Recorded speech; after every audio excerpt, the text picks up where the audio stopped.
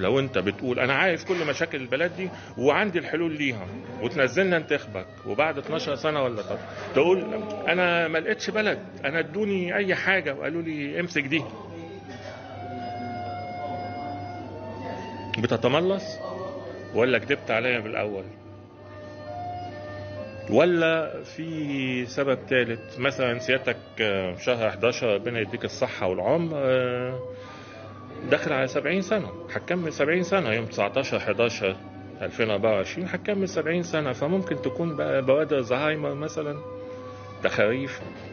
بعدين من فضلك التزم في خطاباتك بكلام مكتوب قريه قبل كده ومعتمد من اي جهات، تمام؟ لانك لما بتتكلم انت مش عبد الفتاح السيسي الشخص، انت عبد الفتاح السيسي رئيس الجمهورية، فكل كلمة بتقولها انت واحنا محاسبين عليها، ولما بتبقى فضايح زي بعض الحاجات اللي بتقولها دي بنتعاير بيها كلنا.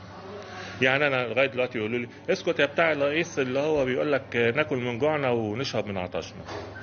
والنبي يا ريس، والنبي امان عليك، كنت تقصد ايه؟ قول لي فهمني، عشان لما حد يقول لي الكلام ده تاني اقول له فشرت عينك، ده الرئيس بتاعي قصده كذا وكذا، ودافع كده واستماتة وبقلب جامد، بس افهم والنبي افهم. وقت ما هفهم هتلاقيني مشيت معاك فريرة، ده انا حلو واعجبك، يبقى ناكل من جوعنا ونشرب من عطشنا ونعمل بتبي من زنقتنا وننجح من فشلنا وخيبتنا وكل اللي ونرتاح من تعبنا وكل اللي انت عايزه، همشي معاك الى ابعد مدى، بس افهم. انما تقول كلام كده مثلا ناكل من جوعنا ونشرب من عطشنا زي الرسول عليه الصلاة والسلام وبني هاشم لما حشروهم في الشعب وقطعوهم مكة وما اعرفش ايه هتبدأ تتهيأ لك ان انت رسول واحنا اتباعك وما اعرفش ايه، دي مصيبة سودة. او بتقولها كده اي كلام، لا فهمني انت قصدك ايه، لازم افهم من فضلك.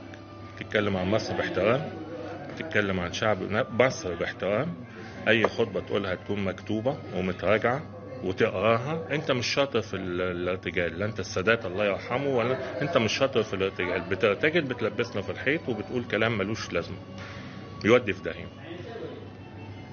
ولو كنت كدبت علينا دي حاجة زي ما قلت لك، ولو كان زهايمر او تهرب من المسؤولية سيبها اللي يعرف ماشي.